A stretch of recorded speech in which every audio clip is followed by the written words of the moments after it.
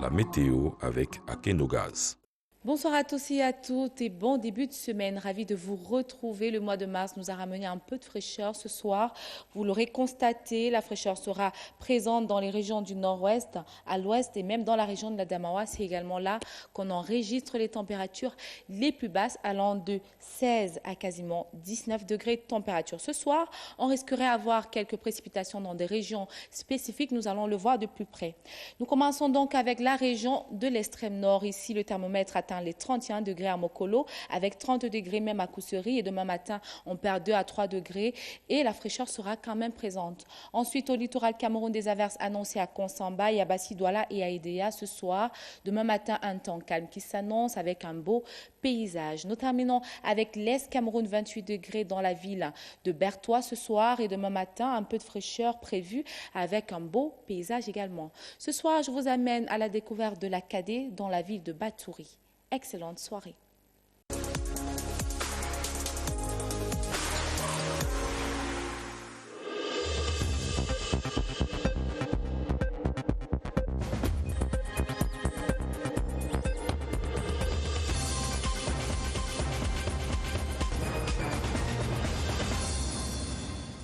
Mesdames, Messieurs, bonsoir. Voici les titres du journal. L'impact du coronavirus s'étend à travers la planète. Déjà près de 3000 décès dans le monde. Le Cameroun se mobilise et évalue son dispositif de riposte. C'est à voir en tête de ce journal.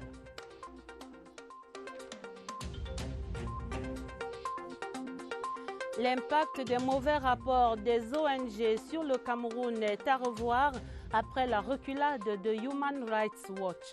Un business ou un réel accompagnement? Réponse d'experts dans ce 20h30. L'impact de l'action de Gilbert Timiévouna sur la physionomie de la capitale Yaoundé. Regard sur 15 années à la communauté urbaine. Le coup de chapeau du 20h30. La planète entière est en émoi. L'Organisation mondiale de la santé multiplie les concertations scientifiques de haut niveau. Le coronavirus inquiète l'ensemble de la population mondiale. La maladie qui sévit en Chine depuis près de 3 mois maintenant se répand progressivement à travers le monde. Environ 3000 décès, une soixantaine de pays contaminés. L'alerte est planétaire, mais jusque-là, très peu de certitudes quant à l'origine de ce virus ou encore sur les traitements efficaces. Ce lundi, au Cameroun, le ministre de la Santé publique, Manaouda Malachi, est allé évaluer le dispositif de riposte au Centre national des opérations des urgences sanitaires. C'est à l'aéroport international Yaoundé-Simalène, porte d'entrée au Cameroun. Retrouvons là-bas notre reporter Lucie Colette-Avlon. Le Cameroun est prêt à répondre à une éventuelle importation du coronavirus. Sur le terrain, le dispositif sécuritaire est appréciable et efficace. Ce matin, par exemple, à l'aéroport international de Yaoundé-Simalène, tous les passagers à bord de cette compagnie aérienne ont été soumis à des méthodes inhabituelles de contrôle, une caméra thermique, un thermoflash et une fiche à remplir renseignant si le passager a séjourné les 14 derniers jours en Chine ou tout autre pays s'étant déclaré en épidémie. Et je suis rassuré que nous avons 2 niveaux de screening en réalité. À la sortie du tunnel, nous avons 2 personnes qui screenent avec les thermoflash, ils prennent les températures. Et après cela, nous avons une deuxième personne avec la caméra thermique qui screen encore pour la deuxième fois. Et ça nous donne beaucoup plus de marge en termes d'appréciation, n'est-ce pas, de l'état du passager qui arrive. L'OMS accompagne le Cameroun comme la plupart des pays en produisant des guides que les pays utilisent sur l'ensemble des piliers pour lesquels les pays doivent se positionner ou travailler pour la lutte et la préparation contre le coronavirus. Et ces piliers concernent la coordination, la planification, la surveillance et les actions à prendre au niveau des postes de frontières. Le Centre Pasteur est aussi à même de rendre les résultats d'un prélèvement du Covid-19 en 4 heures, ce qui n'est pas donné. Une veille téléphonique au numéro vert 1510 est aussi effective et fonctionne 24 heures sur 24 au Centre national des opérations des urgences sanitaires. Pour tout cas éventuel, une salle d'isolement est prête à l'hôpital central de Yaoundé. Les frontières ne sont pas en reste dans le système de riposte mis en place. L'idéal pour le Cameroun, c'est de ne pas importer le Covid-19. En l'état actuel des informations, la riposte de notre pays est efficace et adaptée. Allons à présent évaluer la situation à l'autre porte d'entrée au Cameroun. Douala, la capitale économique, serait exempte de ce virus à ce jour-ci. Il n'y a pas de cas de coronavirus à l'hôpital La Quintini. L'information qui a circulé sur la toile était démentie mercredi par le chef du département des urgences et de la réanimation de cet hôpital. Il affirme par ailleurs que cependant des mesures de protection sont en cours sur place. Retrouvons à Douala Christy Condor. C'est bien au-delà des frontières du Cameroun que le coronavirus fait des ravages. S'il y a 2 cas enregistrés en Égypte et en Algérie, les pays voisins de l'Afrique en miniature ne sont pas attaqués par la menace. Nous n'avons pas de cas de coronavirus au niveau de la Quintini de Douala. Actuellement au Cameroun, aucun cas de corona n'a été déclaré, même dans la sous-région. Une bonne nouvelle qui n'exclut pas la prise de certaines précautions. On recommande aux populations quand même de respecter un certain minimum de règles d'hygiène, savoir le lavage des mains et le port probablement de masques lorsqu'ils toussent.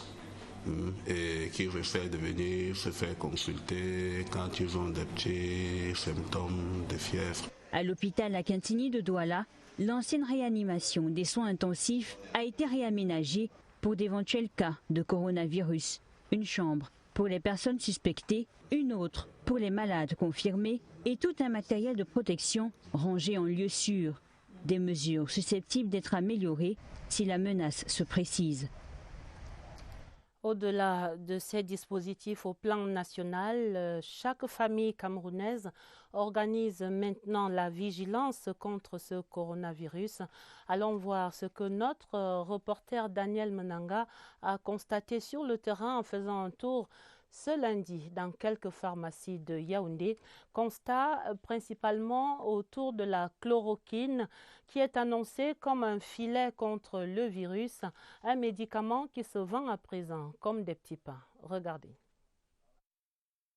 Confession sur la peur du coronavirus. Yaoundé, dans la capitale camerounaise. Dans cette pharmacie, Sidonie recherche une protection, un antidote même au coronavirus Covid-19. On a entendu dire dans les réseaux sociaux, dans les médias, que la chloroquine était,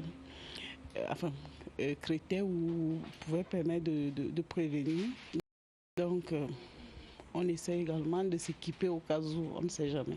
Tout est parti d'un message vocal partagé sur un réseau social. Le message invite à la prise à titre préventif de la chloroquine. Efficacité pas encore prouvée par les autorités compétentes. En attendant, la vente du médicament explose. Au lieu de recevoir 4 masques par semaine, on est capable en même de recevoir une dizaine, voire une vingtaine, voire même 30 demandes de masques par jour.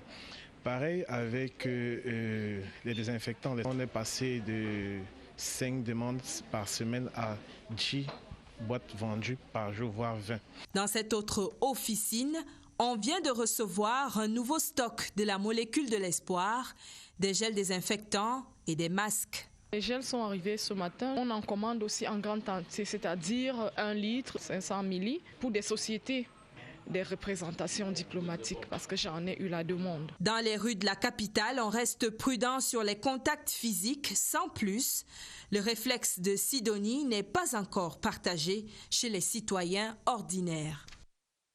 Le constat est donc alarmant. Aucun continent n'est plus à l'abri désormais. L'Asie est cependant le continent le plus touché devant l'Amérique, le Moyen-Orient et l'Europe. Sur le continent, quelques cas de coronavirus ont été confirmés en Afrique du Nord et de l'Ouest.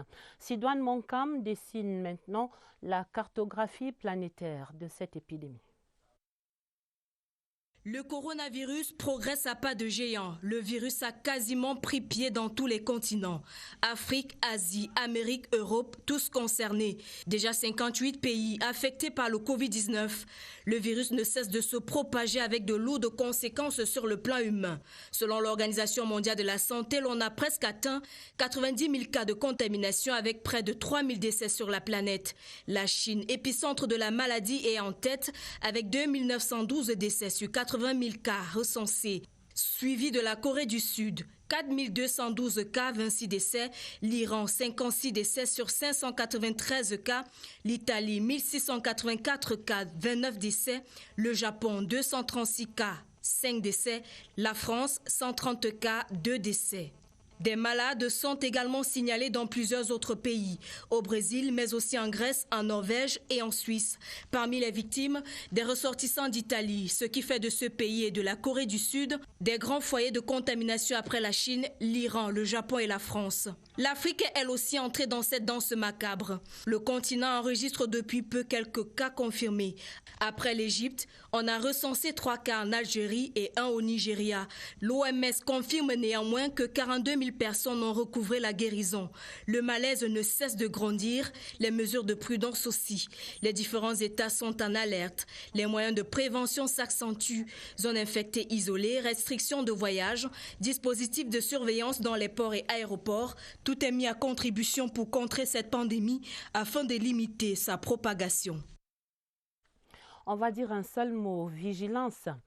Parlons à présent coopération économique, regard sur un portefeuille des projets qui pèse lourd au Cameroun, celui de la Banque africaine de développement estimé à quelques 885 milliards de francs CFA. L'évaluation de ces projets est en cours en ce moment à Yaoundé. Elle était présentée au Premier ministre, chef du gouvernement Joseph John Gouté, par le chef de la mission de la BAD. Le compte rendu de cette audience avec Laurentine Bokono à l'immeuble Étoile. En dépit des chocs exogènes et de la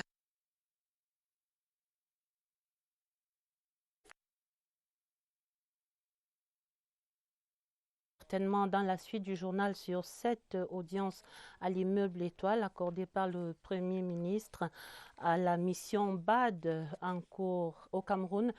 D'abord, pour aller au nord-ouest, à Bamenda, ce lundi, on a constaté là-bas l'armée sur le terrain qui inaugurait le foyer du soldat, un espace qui offre de l'eau potable aux populations de cette ville confrontée à la pénurie du précieux liquide. L'armée en action auprès des populations. Avant cette inauguration, des militaires et des civils ensemble conduisaient la caravane de sensibilisation à travers les artères de la cité. À Downtown, par exemple, l'armée et la population ont donc appelé en chœur à la fin des villes mortes. Un lundi, pas comme les autres à Bamenda, c'est avec Augustin Guizana. Out engagé ce lundi dans les travaux d'intérêt communautaire qu'une caravane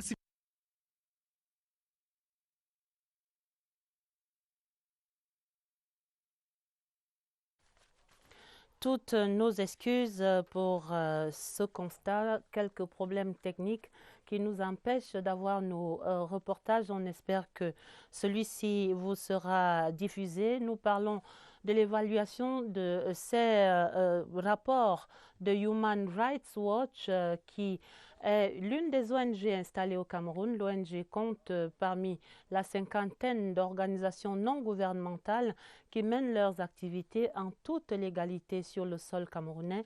Un travail discret, on dirait même trop discret, et dont l'opacité mène à la diffusion de rapports parfois diffus, dont le contenu laisse en tout cas perplexe. Le business des ONG, c'est le commentaire de Serge Atangana-Bissot. 45 ONG, organisations non gouvernementales, existent. Reconnues et disposant d'un arrêté d'exercice, c'est Google qui le dit, délivré par le ministre de l'administration territoriale. Ah, tant que ça, on ne dirait pas. Surtout que ce sont généralement les mêmes, une poignée, 3 ou 4 quoi, qui, tels des damnés, ces élèves, aspect trop vieux pour leur classe, auto-spécialisés à troubler les cours, à gêner la progression, les leçons. Une ONG par définition aide, accompagne, soutient l'action du gouvernement sans en être, comme une main secourable en cas de besoin.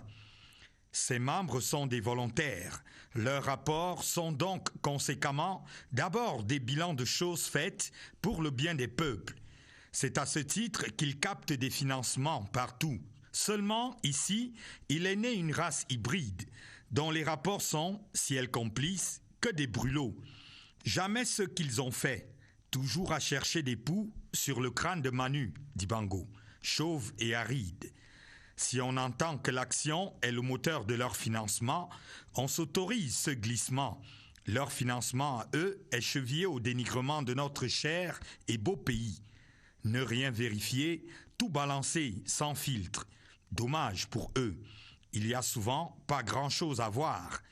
Massacre et génocide, c'est dans leur tête, ou même pire. Les vers grossissants dont ils se servent sont à focale directionnelle. Un militaire égorgé par exemple, des bergers peuls martyrisés, ils n'ont pas vu. ONG d'ici, comme la critique que peint feu Aznavour, donnent leur opinion, qui n'est pas souvent du béton. Elle va parfois chercher, pour le cas d'actualité, dans des confidences d'oreiller, bigres. À tous ceux qui ici font le sale boulot, François Mitterrand nous parle de sa tombe, à travers une oraison funèbre, un 4 mai 1993. Son ami Pierre Bérégovoy venait de se suicider. Laissez-nous paraphraser. Toutes les explications, tous les chèques du monde, jamais ne justifieront qu'on livre ainsi l'honneur d'un pays, son pays, et finalement sa vie, aux chiens. Nous repartons dans le nord-ouest, à Bamenda précisément, où ce lundi, l'armée inaugurait le foyer dit du soldat, un espace qui offre désormais de l'eau potable à l'ensemble des populations. Et avant cette inauguration, des militaires et des civils ensemble ont conduit à travers les artères de la cité à downtown une caravane pour appeler les populations à la fin des villes mortes. Un lundi, et on l'a constaté, c'était un lundi pas comme les autres à Bamenda, en juger par ces toutes premières images de la foule qu'on voit. Nous retrouvons à Bamenda Augustin Guizana.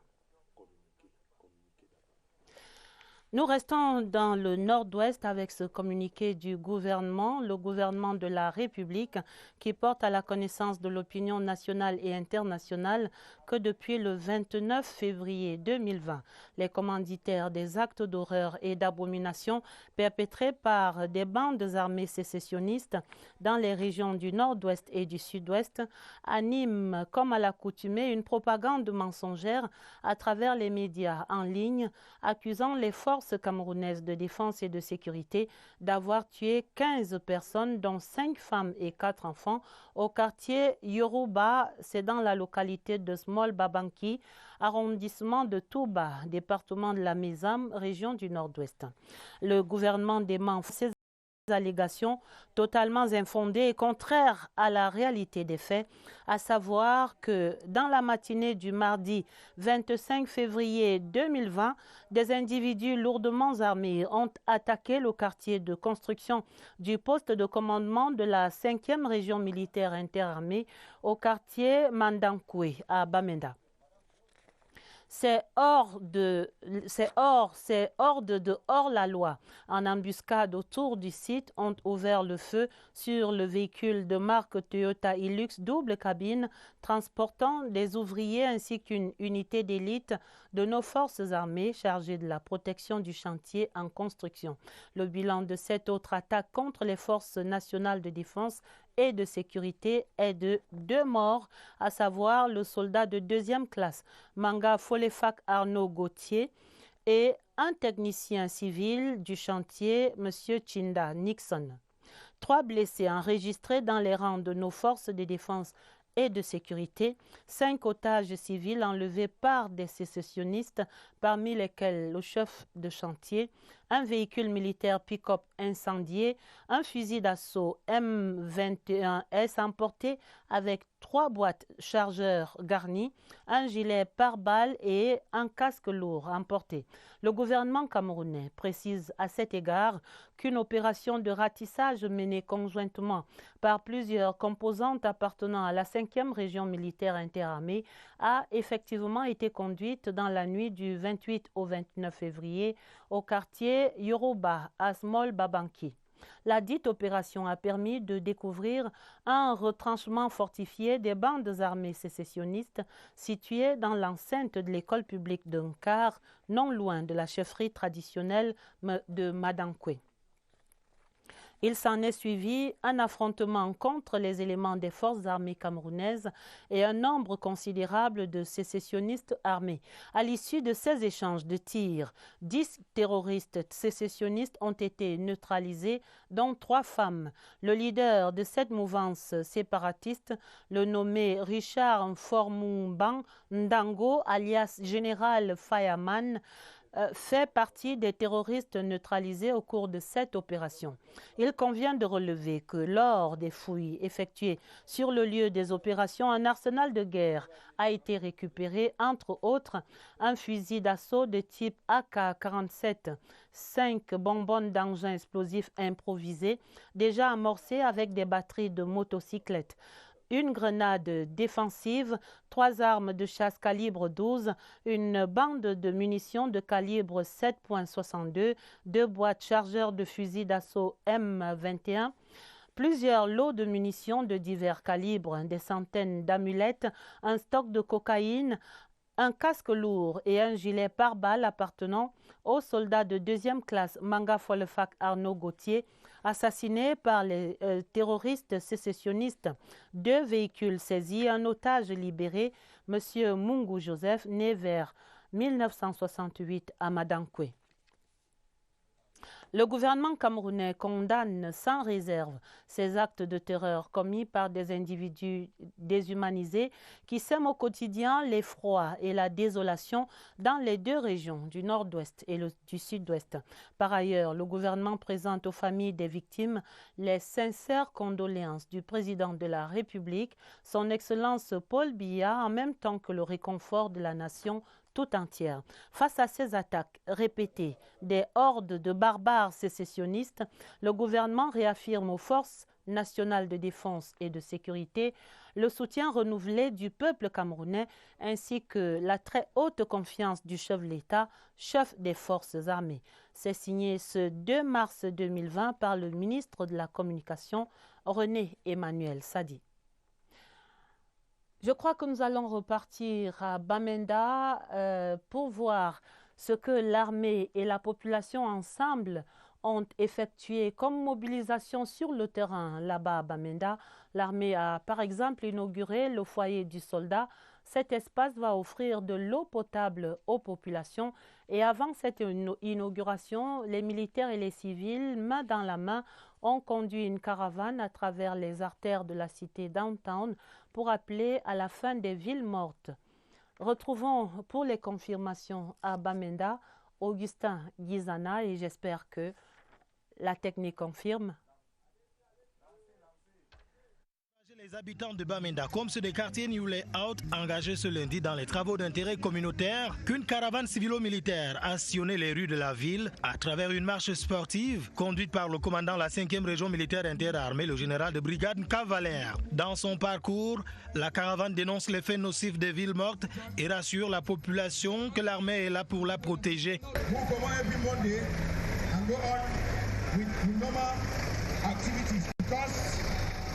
For 4 years now, Monday, no stand. Never heard you. Le lien armée-nation caractérisé par cette activité sportive se resserre au lieu d'immobile Nkwen.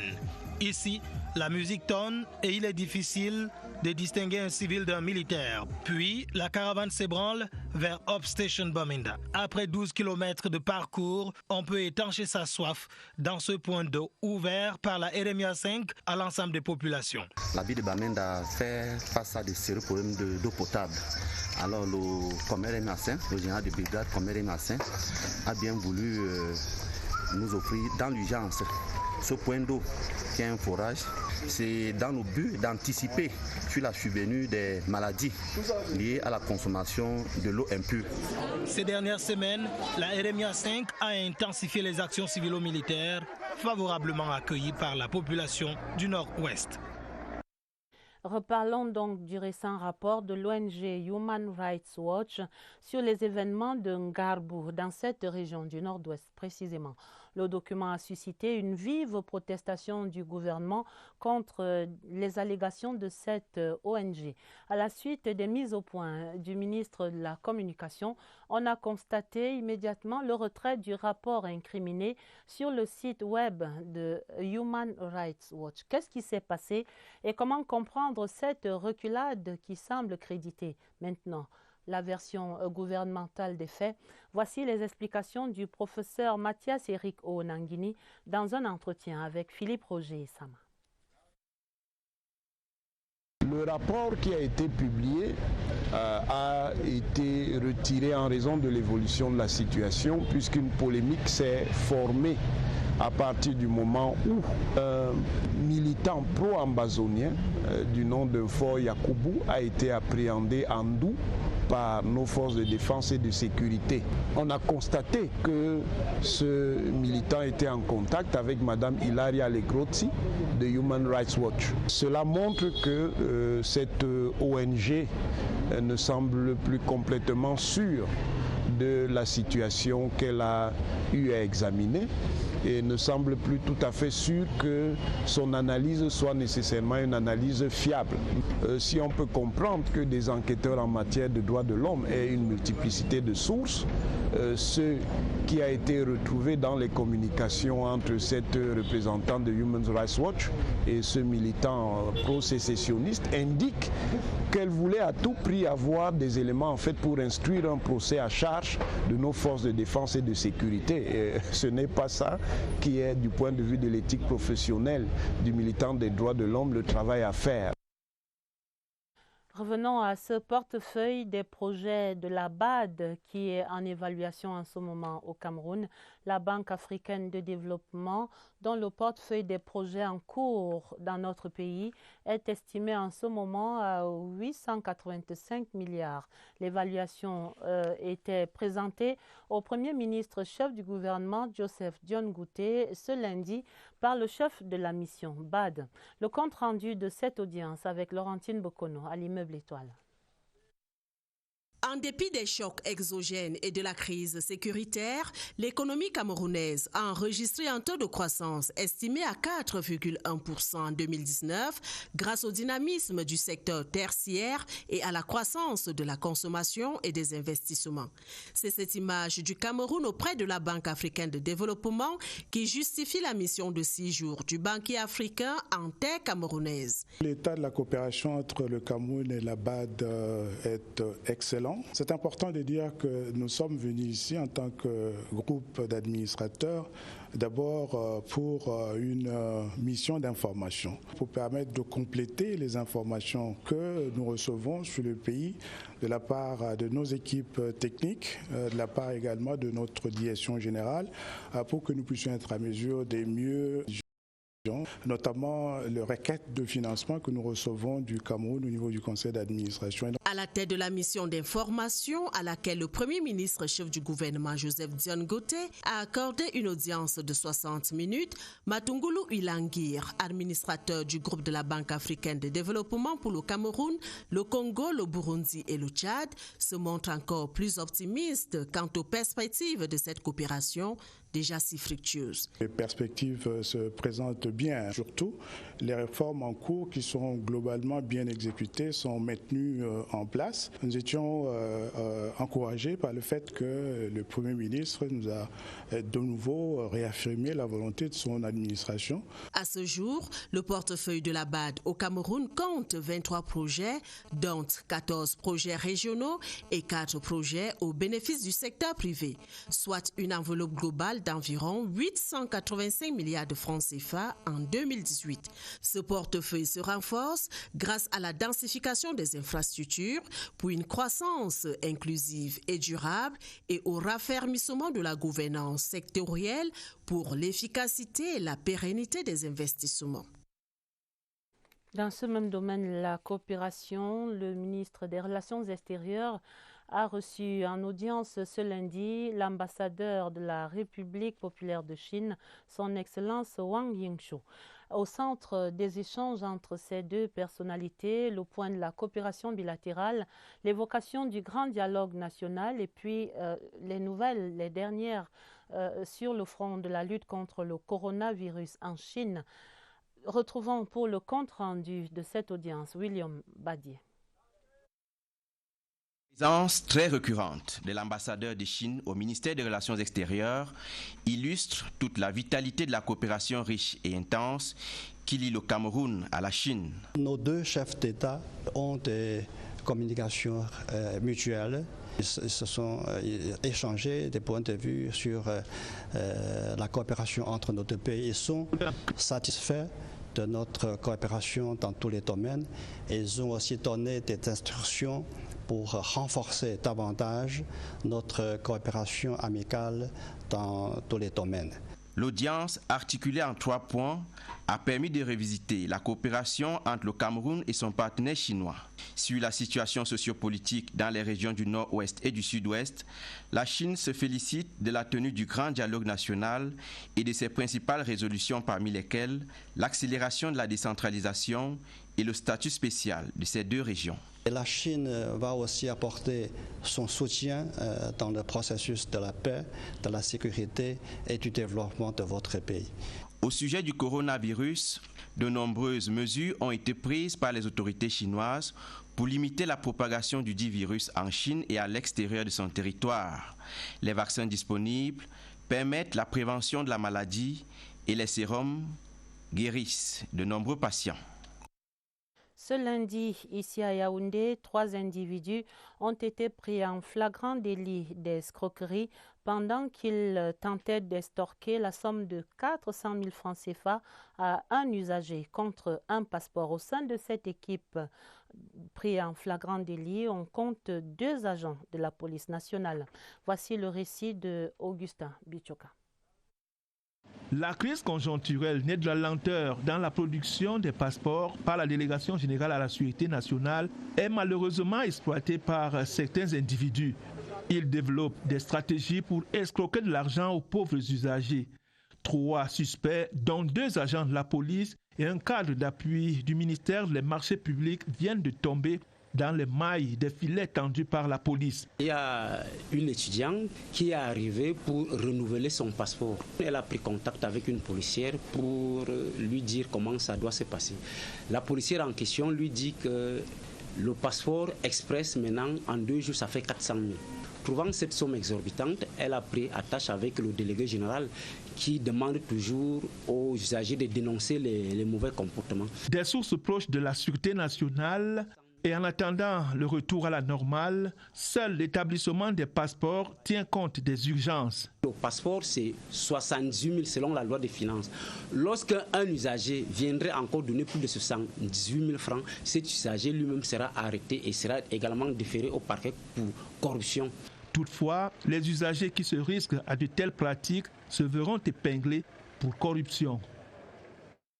C'est à suivre et que ça serve un peu de leçon chez nous.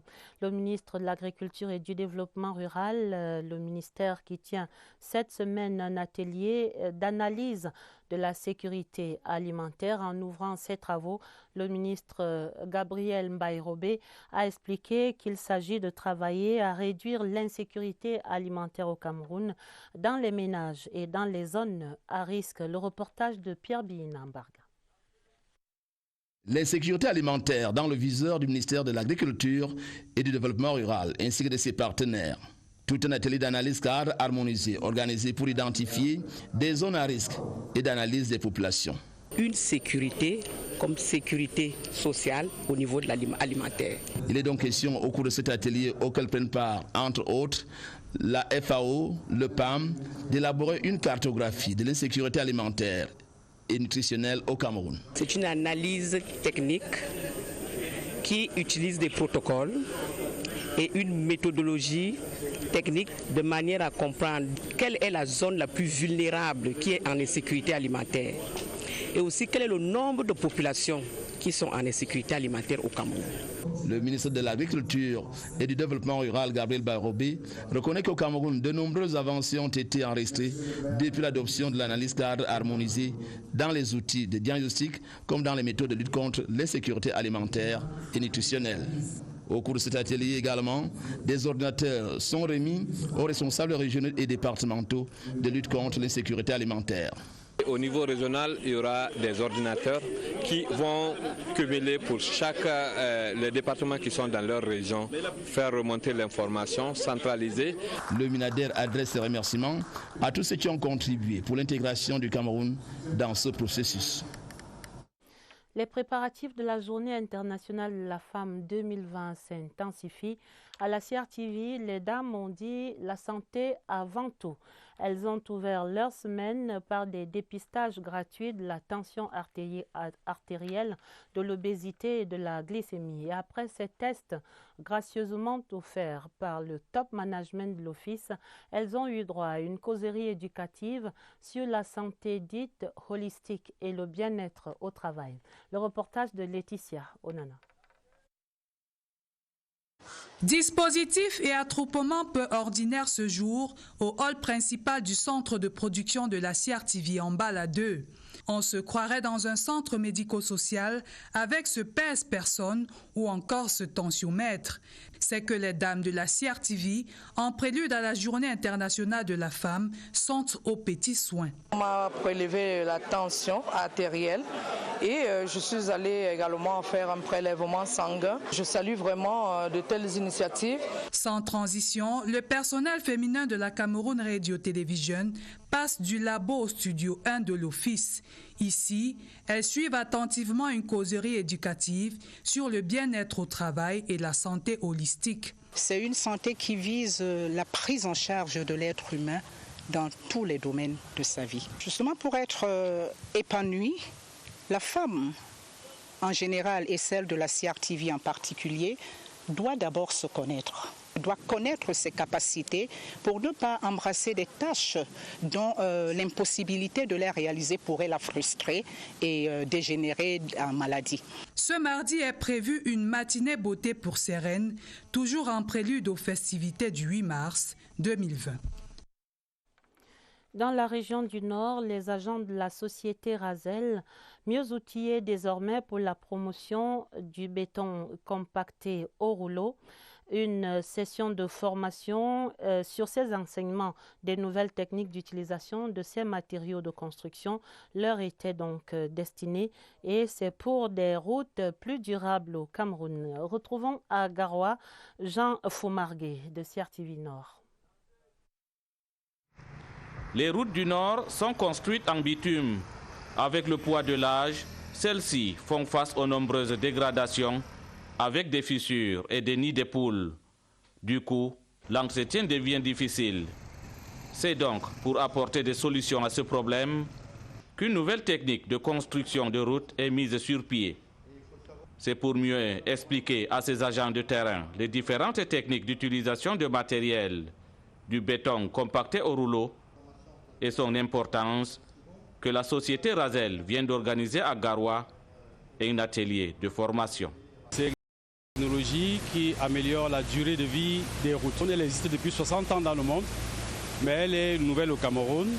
Cette technologie présente l'avantage d'utiliser les matériaux locaux et elle permet aussi d'éviter le besoin du bitume qui se fait un peu rare sur le marché international.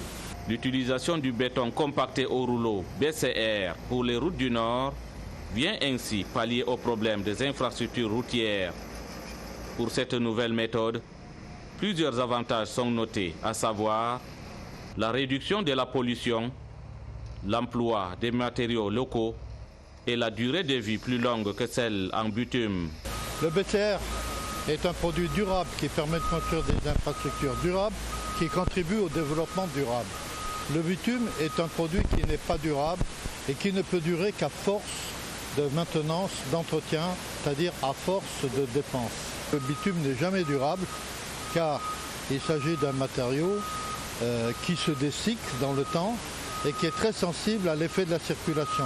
Sur le terrain, les ouvriers sont à pied d'œuvre pour implémenter cette nouvelle pratique et le matériel de travail disponible pour de bons résultats.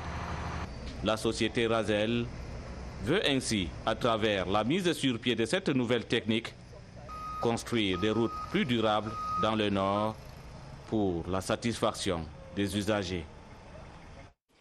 Les élections municipales 2020 en sont à leur épilogue avec l'élection des maires de ville. Une élection maintenant qui crée une véritable révolution. C'est la fin des délégués du gouvernement conformément à la loi.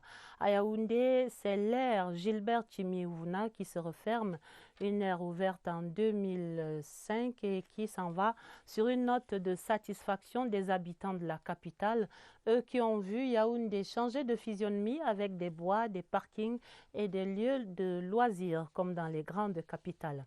Coup de chapeau à Gilbert Tchimiouna, l'homme d'action, c'est dans le 20h30 avec Séverin Legambele. Au moment de quitter le poste, le délégué du gouvernement auprès de la communauté urbaine de Yaoundé laisse une ville qui plaît malgré tout par son bon air.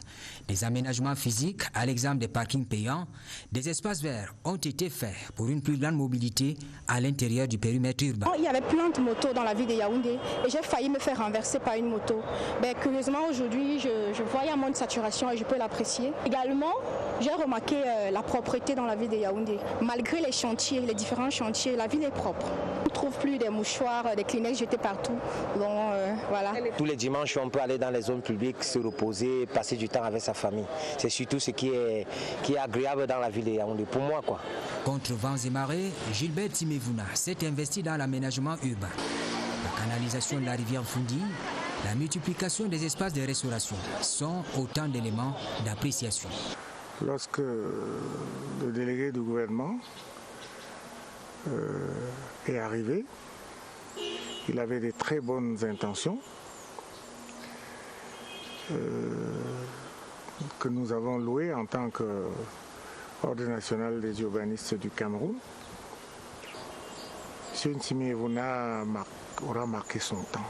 Personne ne peut nier. Il y a eu des projets.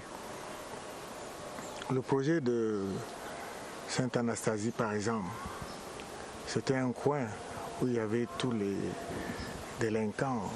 Comme dans toute œuvre humaine, il y a dans le déploiement de Gilbert Tchimiouna des insatisfactions. Par exemple, ces destructions d'habitations ou de commerces qui ont animé l'espace public pendant longtemps. Il y a du bon, il y a du moins bon, mais on peut retrouver cela dans une ville comme Douala aussi. Parce que je dis souvent que la ville est à l'image de la structure de la société. La ville est le résultat des ambitions, mais aussi des rapports de force. Et souvent les forces politiques, mais aussi les forces économiques. Les années sont passées, mais le délégué du gouvernement est resté égal à lui-même.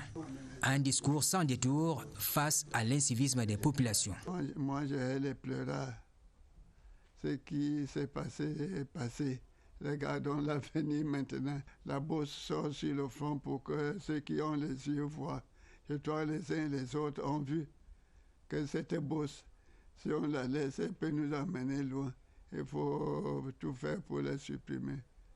Bon, moi, je crois que faisons ce qu'il faut pour que l'ordre revienne. Avec l'appui du préfet, des autorités, des autres autorités administratives, la contribution des uns et des autres. Bon, c'est pour l'intérêt de la ville, ce n'est pas pour l'intérêt d'un individu. Un message à l'endroit de ceux qui sont appelés à prendre le relais et qui doivent terminer les 2 tours jumelles en chantier.